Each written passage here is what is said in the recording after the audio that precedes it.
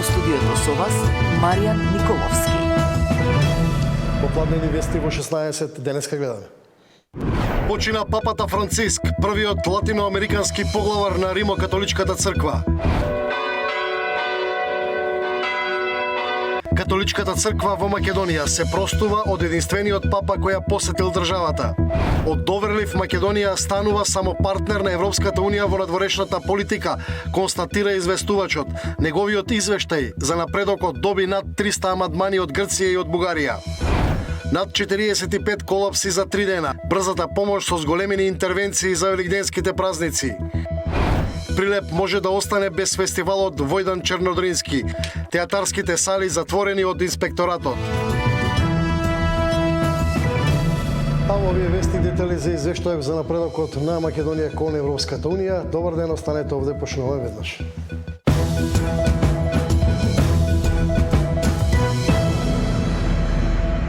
На 89 години почина папата Франциск, поглаварот на Римокатоличката црква. Првиот латиноамерикански папа остави свој белег во раководењето на Ватикан. Звоната бијат на плоштадот Свети Петар во Ватикан по повод смртта на папата Франциск. Почина утрово на 88 годишна возраст во резиденцијата во Ватикан, Каса Санта Марта. Alle ore 7:35 di questa mattina il vescovo di Roma Francesco è tornato alla casa del Padre. La sua vita tutta intera è stata dedicata al servizio del Signore e della sua Chiesa. Вчера се радувавме, се појави на балконот по повеќе месечно лекување од војна пневмонија. Ни го честита Великден, а сега повеќе го нема. Насекаде во светот верниците жалат за смртта на поглаварот на Римокатоличката црква, а и јадници луѓе се упатија кон Рим. Grande dispiacere, una grande perdita, un uomo che ha innovato la Chiesa e un uomo che ha lasciato un grande segno e questa mancanza provoca un grande dolore. I think it was a great pope. I think that every Christian people must come here to say goodbye, to farewell to him these days, and especially because he is the first person against wars. He would like the peace in the world. Dobrym człowiekiem, był za ubogimi, nie przyjmował każdego, nie wywyższał się. Nie była to osoba na jakimś stanowisku. To był po prostu człowiek. Także też cieszyłam się z tego wyboru. Аргентинскиот кардинал Хорхе Марио Берголјо беше избран за поглавар на Римокатоличката црква на 13 март 2013 година по повлекувањето на Бенедикт XVI и го избра името Франциск. Беше 266-тиот понтив, првиот папа роден надвор од Европа во повеќе од еден милениум, првиот од Америка и првиот језуит. Беше препознатлив по својата скромност, блиско со луѓето и заложбите за социјална правда. Надвор од Ватикан, Франциск беше почитуван и славен како глобална звезда. Привлекуваше огромни маси верници при посетите на странски земји. Тој дојде на чело на Римокатоличката црква во незгоден период, кога беше на удар од честите скандали за сексуално злоставување деца и раскината од внатрешни битки меѓу бирократи во Ватикан. Francis really changed the church in a number of ways. I mean, he's changed the whole style of being a pope. He changed the priorities of the church in terms of its pastoral practice and its public policy. He opened up the church for more conversation and debate and discussion. I think Francis's legacy is that he's opened the door to many fundamental reforms to take place in the church. He came here as a real outsider, having never studied or worked in Rome, and he really shook things up with his approach. Папата Франциск, роден на 17 декември 1936 година во Буенос Ајрес, беше син на италијански имигранти железничари. Се школувал за индустријски хемичар, но случајна средба со свештеник му го сменила животот и го насочила кон духовниот пат. По негова желба ќе биде погребан надвор од Ватикан. Неговите посмртни останки ќе бидат положени во базиликата Санта Марија Маџоре, една од 4 главни папски базилики во Рим. Ватикан засега не соопшти детали за погребот или за процесот на избор на нов папа. Емилија Штериов, Сител телевизија. А Франциск беше првиот и единствен папа што некогаш ја посетил Македонија.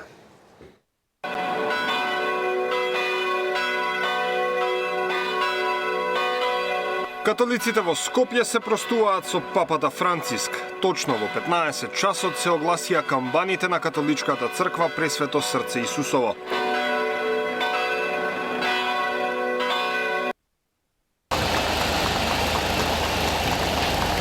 Папата Франциск беше единствениот кој ја посетил Македонија. Во 2019-та дојде во Скопје и ја посети католичката црква.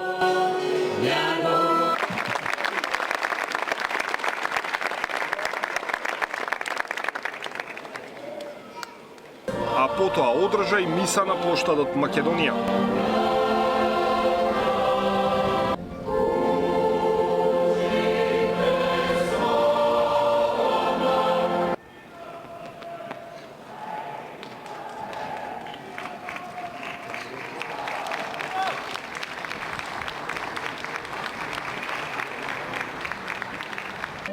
Скопскиот бискуп и струмичко-скопски епарх монсиньор доктор Киро Стојанов упати писмо до сите парохии и монашки заедници во Македонија. Благодарни сме на Бога за неговиот понтификат, кој на негов својствен начин го покажуваше постојано милосрдното лице на Отецот, а посебно беше глас на сиромашните и маргинализираните.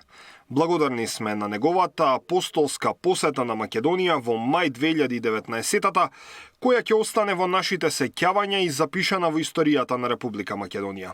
Неговото заземање за мир во светот, за диалог и братство меѓу народите, ќе останат негов завет за идните генерации, вели бискупот Стојанов. Сочувство за упокојувањето на папата Франциск сепак не пристигна од целиот државен врв. Порака испрати само председателот на собранието Африм Гаши. Вели, заминувањето од овоземскиот свет на папата Франциск е длабока загуба за целото човештво. Како еден од духовните лидери на нашето време, тој ги вгради принципите на мирот, на социјалната правда и на меѓурелигискиот диалог, станувајќи символ на посветеноста кон заедничкото добро. Со својата едноставност, со безусловната љубов кон човекот, папата Франциско допре до срцата на милиони луѓе низ целиот свет, надминувајќи верски, национални или идеолошки граници, рече Гаши. Со папата се простија и светските лидери. Бакингемската палата испрати порака од кралот Чарлс. Неговата светост ќе биде запаметена по неговото сочувство, неговата грижа за единството на црквата и неговата неуморна посветеност на заедничките каузи на сите луѓе со вера и на оние со добра волја кои работат во корист на другите, велат од Бакингемската палата.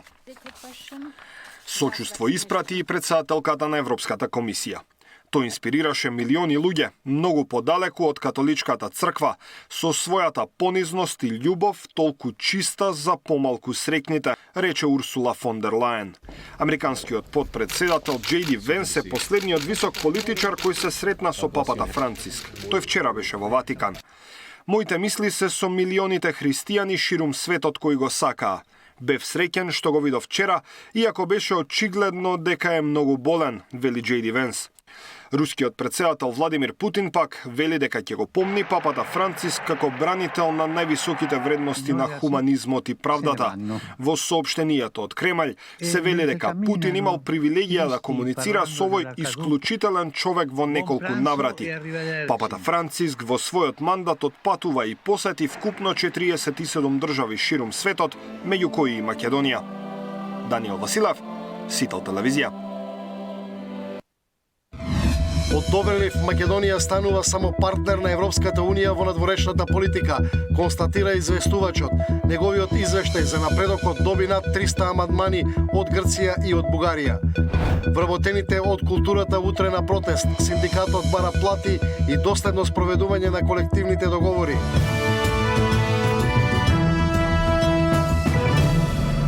Грчките и бугарските европратеници со стотици амандмани на извештајот за напредокот на Македонија. На што се фокусираат, кои моменти ги оспоруваат и што содржи всушност предлог извештајот на Томас Вајс во овие вести. Ивана Соколовиќ најдова ги има деталите. Така е, Маријан, предлог извештајот за напредокот на земјава кој што го подготвува известувачот Томас Вајц најден големи реакции кај европратениците, односно поднесени се 313 амандмани за она што значи напредок на Македонија. Најголемиот дел од забелешките или амандманите пристигаат од грчките и бугарските европратеници, се забележува за повеќе од 7 области според она што е објавено. Јасно е дека најголемиот фокус е ставен за она што значи реформи и напредок на државата, односно што Македонија спровела за да се приближи кон големото европско семејство. Но има и такви амандмани, например како грчките кои што бараат Македонија наместо уставното име Република Северна Македонија да се условува само како Скопје. Бугарите пак потенцираат дека неопходно е во овој извештај да се стави фокус и на уставните измени, метнувањето на бугарското малцинство во македонскиот највисок законодавен документ, како и тоа дека Македонија и покрај она целосно усогласеност со надворешната и безбедносна политика со Европската Унија, овој дел од извештајот треба да трпи измени, особено што реагира и самиот Вајц и Македонија од како што досега беше доверлив партнер на Унијата, станува партнер на Унијата кој што има кредибилен впечаток во самиот регион. Деталите и се она што е содржано во извештајот го гледаме во продолжение. Предлог извештајот за напредокот на Македонија на известувачот Томас Вајц нападнат со 313 амандмани. Според описникот на МИА од Брисел, најголеми забелешки имаат бугарските и грчките европратеници. Повеќето од нив да објаснуваат или дополнуваат некои делови од документот, но има и такви со кои во извештајот се вметнуваат нови содржини или оценки. Иако Македонија направи големи компромиси со Грција за европската иднина, па го промени и уставното име, грчките европратеници Емануил Фрагос и Галато Александрики бараат замена на зборовите Република Северна Македонија со зборот Скопје во текот на целата резолуција. Според описникот на МИА, во делот каде извештувачот Вајц нотира дека аспирациите на македонците да станат дел од Европската Унија довеле до значителен напредок во демократијата и социоекономските реформи и покрај блогатите од различни неоправдани причини. Бугарскиот европратеник на природба Станислав Стојанов предлага замена со аспирациите на граѓаните на Македонија да станат дел од Европската Унија продолжуваат да доживуваат назадување поради недоволната политичка волја на земјата да ги спроведе договорените обврски. Забелешки има и за целосното усогласување во надворешната и безбедносна политика на Европската Унија. Како што пренесува МИА, според Вајц, Македонија сега е партнер на ЕУ и има конструктивна улога во регионот, а не како до сега доверлив партнер. Ваквото мислење не го делат сите, забележуваат за воздржаноста во однос на резолуцијата за Украина во Обединетите нации. Бугарите и овде сметаат дека ваквото однесување и коспонзорство со САД треба да биде нотирано како неочекувана и жална промена во усогласувањето на нејзината надворешна политика. Во однос на уставните измени, авторот на извештајот барал наместо првичната верзија каде стои дека Македонија треба да ги усвои неспроведлените уставни измени во согласно со нејзините заложби за да можат брзо да започнат пристапните преговори, да стои веднаш да започнат преговорите. Неколкумина бугарски европратеници предлагаат и вметнување на содржини со кои се споменува потребата од внесување на бугарите во уставот и почитување на правата на припадниците на бугарското малцинство, додека грците Фрагос и Александрики бараат целосна замена на овој член со текстот дека се забележува дека на Скопје на ниту еден начин не ги презел неопходните чекори за пристапување кон ЕУ и усогласување со европската надворешна политика и повикува на итен прекин на пристапните преговори. Измени се бараат и за планот за раст, реформите, борбата против корупцијата, општествената поларизација и човековите права. Во однос на трагедијата во Кочани, во извештајот се повикува на темелна и транспарентна истрага за самиот инцидент и одговорните да бидат повикани на одговорност. Изјаснувањето по предложените амандмани и по самиот предлог извештај за земјава од страна на членовите на АФЕТ е предвидено за 13 мај. Ивана Соколовиќ, Најдова, Сител телевизија. Вработените во културата утре се пак на протест и покрај најавите дека задоследната плата ќе ја добијат оваа недела. Синдикатот вели дека овој проблем е со години и ќе бараат доследно почитување на колективните договори. Синдикатот на културата утре излегува на протестен собир пред ресорното министерство. Разочарани од односот поради кој 3000 работници за великденските празници останаа без плати. Револтот е уште поголем што истото се повторува секоја година. Покрај ова не се откажуваат и од поднесување тужби за непочитување на колективните договори. Синдикатот останува на посочените најави за тужби, бидејќи ова што се случува во културата не е прв пат. Ова се случува веќе 4 години наназад, откако е подпишан колективниот договор за култура. И доволно веќе вработените во култура имаат трпение и мислеа дека ќе дојде до некое подобро решение и дека ова нема повеќе да се повтори, меѓутоа како што гледате, ова се вторува секоја година, така да ќе мора едноставно да се почне и со тужби. Министерот за култура пред 2 дена преку социјалните мрежи им се извини на вработените за доцнењето, советување дека ќе ги добијат платите заедно со зголемувањето на почетокот на оваа недела. Лјутков појасни дека причина за доцнењето е усогласувањето на платите со Министерството за финансии. Но ова објаснување според опозицијата не е доволно.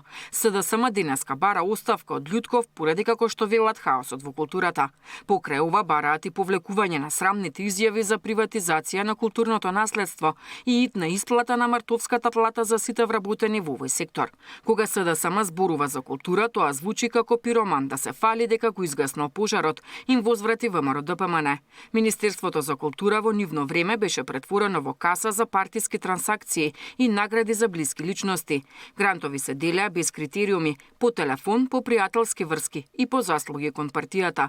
Уметниците кои не беа лојални беа игнорирани или санкционирани, установите беа блокирани, а културата сведена на приватен бизнес за избрани поединци, стои во реакцијата на владеачката партија. Деспина Тодоровска, Сител телевизија. А ќе имале фестивал во Јордан Чернодрински во Прилеп, откако инспекцијските контроли по трагедијата во Кочани ги затворија салите во градот, сега пред нов предизвик.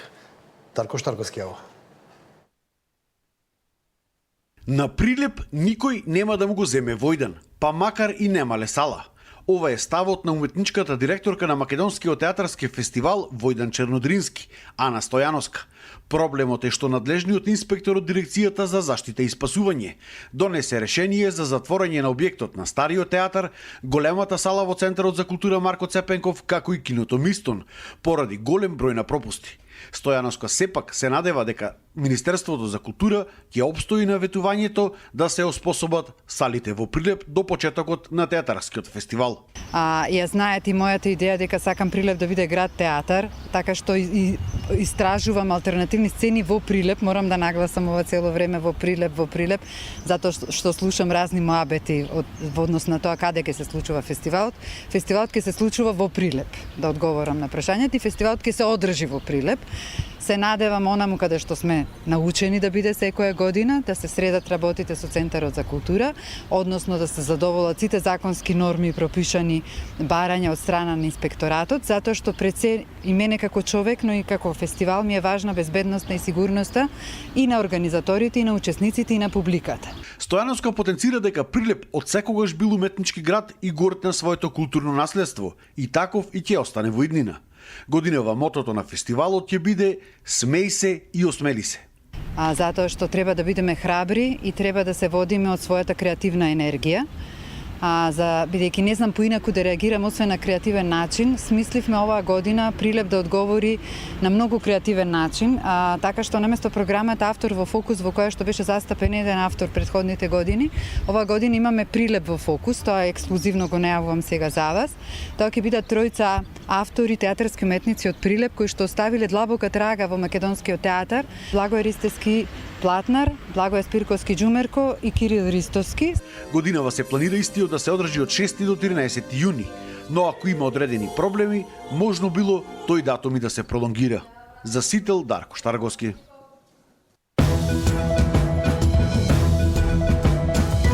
Се распаѓали коалицијата на албанските владени партнери. Дали Таравари треба да остане во владата? Ибрахими Касами Меджити, кој би бил лидер, ја губили влен моќта во парламентот. Можни ли се предвремени парламентарни избори со локалните? Во тема на денот, гостин Изет Меджити од Демократското движење.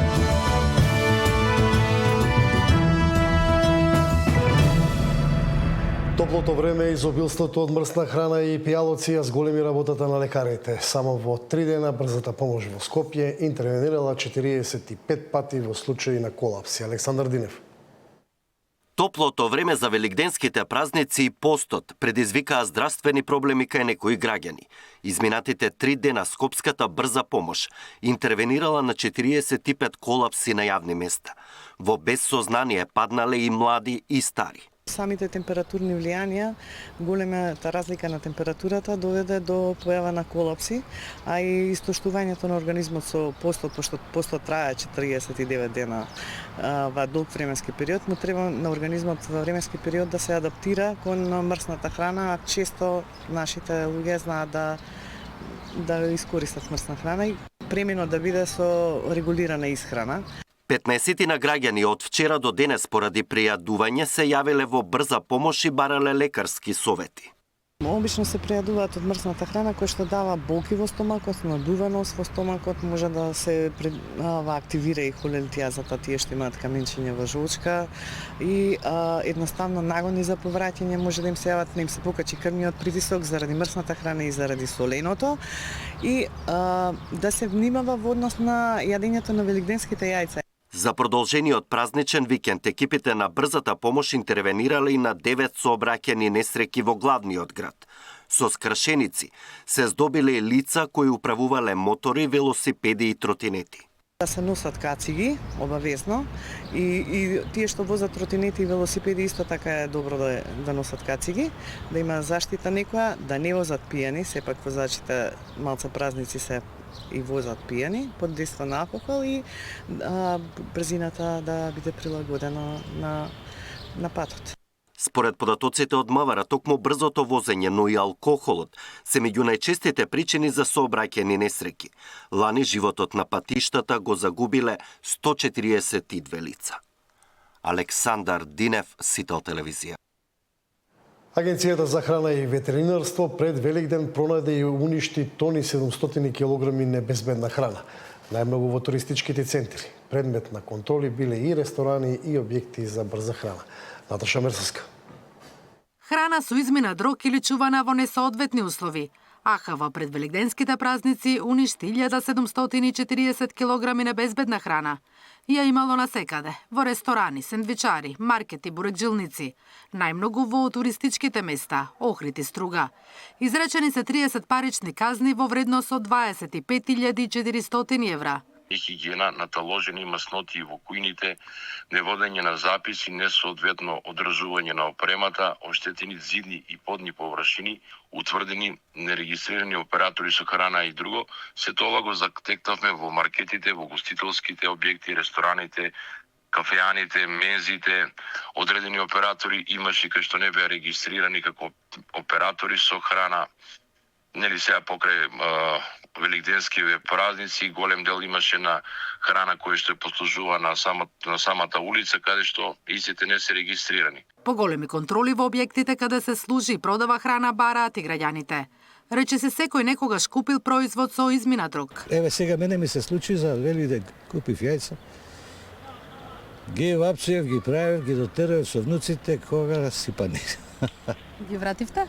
Не можам да ги вратам, не бев дома. Ресторани, така е. И таму е тешко се контролира, за огромни количини се работи. Ви се случило ли некојаш да купите храна со помина дрог? Многу пати. И многу. Од маркетиве. И после ако немате фискална да докажете дека тука куп, ме знаат, само секој ден купувам, не сака да ја вратат. И добро.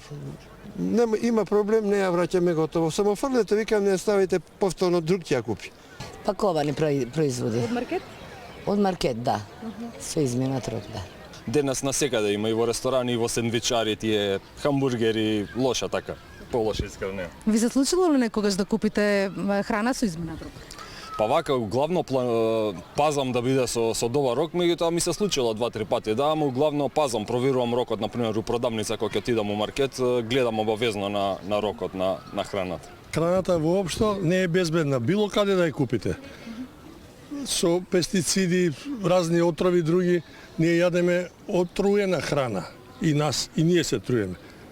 Од Агенцијата за храна со апел до граѓаните, доколку забележат да се подготвува храна во несоодветни услови, или истата има специфична боја или мирис, но и производи кои се продаваат со поминат рок, веднаш да пријават во агенцијата. Инспекторите ќе излезат на терен и ќе ги казнат прекршителите. Наташа Мерсовска, Сител телевизија. Иселувањето од државата ги остави охридските туристички бизниси без кадар. Голем дел од компаниите Спас гледаа во можноста пензионери да бидат работно ангажирани. Охридскиот бизнис сектор се соочува со недостиг од стручен кадар. Миграциите се поинтензивни. Младите масовно се иселуваат од државата. Компаниите од приватниот сектор во недостиг од квалификувани работници. Спасот го гледаат во новиот закон кој ќе донесе ангажирање на пензионери без губење на социјални бенефиции.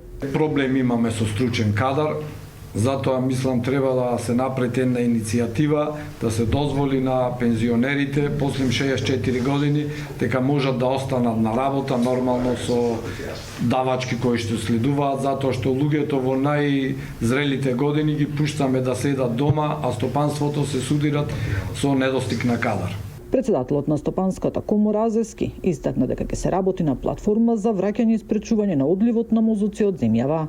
Ќе работиме на една платформа за враќање и спречување на одливот на мозоци од Македонија, на една конкретна работа која што можам да кажам дека е алфа и омега на опстанокот, ако заеме дека луѓето се тие што ја движат и економијата и државите, а објектите без луѓето се ништо. И опремите. Така да тука мислиме дека треба практично со тоа да се поттикне економската активност во државата да би можело да се задржат младите. Од Стопанската комора посочуваат дека потребно е да се спроведат сериозни реконструкции во образовниот систем, акција за возобновување на институциите кои треба да се дигнат на повисоко функционално ниво и секако пари со кои ќе интервенира државата за да се задржи стручниот кадар. Нина Ритоновска, Сител телевизија. Пошто во завршна фаза преадаптацијата на модуларната болница во специјалистичка амбуланта. Во завршна фаза е постапката за преадаптација и реконструкција на Штипската модуларна болница во специјалистичка амбуланта. Закажаните специјалистички прегледи преку мој термин, наместо во старата зграда на болницата, ќе се прават во овој објект. Процедурата 90% е завршена, имаме пуштено барање и управен одбор на Фондот за здравство, каде што чекаме одобрување на тие финански средства што ги имаме во склоп на планот за 2025 година и таа процедура да се отпочне и да се заврши што е може поскоро. Минатата година, низ сите амбуланти во Штипската клиничка болница се прегледани над 150.000 пациенти, а најголема фреквенција има на ортопедија и хирургија. Ортопедија, хирургија, интерна медицина, неврологија, кардиологија, нели и сите амбуланти си имаат своја тежина и свој капацитет. Бројката што би ви ја кажал, тој на ортопедија кажам, нели како нивна голема заложеност во болницата, е дека до септември 2024 имат околу 24.000 прегледи, 4.000 ортопеди направени. Пред самиот почеток на работата треба да се досреди и околната инфраструктура. Со помош на општината ќе се доизградат неасфалтираните пристапни патишта и паркингот, со што значително ќе се олесни пристапот до објектот. За Сител, Трајан Ристовски. Училиштата во Босилово почнуваат со сопствено производство на струја. Вкупниот капацитет на поставените фотоволтаични системи изнесува 80 киловолти, што ги покрива дневните енергетски потреби за училиштата. Зоран Ѓорѓиев. Во период од само 6 месеци, 4 основни училишта во општина Босилово започнаа самостојно да произведуваат електрична енергија преку фотоволтаични системи. Овие соларни централи се целосно обезбедени преку донации, без никакво финансиско оптоварување на општинскиот буџет. Вкупниот капацитет на поставените фотоволтаични системи изнесува 80 киловати, што ги покрива дневните енергетски потреби на училиштата, но истовремено возможува и производство на вишок електрична енергија. Проектот има повеќе кратна вредност за општината. Директните трошоци за струја се сведени на нула, а училиштата се трансформираат во живи училници, преку кои учениците добиваат практична едукација за важноста на обновливите извори на енергија. Со годините наназад ги наследивме училишта со енормни долгови. Така што ова е многу важно за да можеме училиштата од една страна да зашедат средства, од друга страна да обезбедиме средства да дополнително инвестираме во процесот на образование. А секако важен е економскиот момент, а важен е и еколошкиот момент. Ги учиме децата, создаваме позитивен пример и за децата, и за генерации, и за бизнес заедниците, и за граѓаните. Овој проект е дел од пошироката иницијатива на општина Босилово за подобрување на енергетската ефикасност во јавниот сектор. Според најавите, во наредниот период, фотоволтаечни системи треба да бидат поставени и на сите останати јавни објекти со цел целосна транзиција кон одржливи извори на енергија. Нашата цел како општина е всушност во сите на сите јавни објекти кои што се во сопственост на општината да бидат поставени фотоволтаични централи и на тој начин да го подобриме економичното работење на општината и на другите јавни институции, а исто така да бидеме пример за енергетска ефикасност. Во меѓувреме преку ЗЕЛС веќе е покрената иницијатива за промена на законската регулатива, со која би се овозможило јавните институции да имаат предност при продажба на вишок од произведена електрична енергија. Зоран Ѓорѓиев за Сител телевизија. И тога е крајот на овие вести. Во тема на денот во 19 гостин Изет Меджити зборуваме за состојбите во Влен. Останете на Сител, имајте претен ден.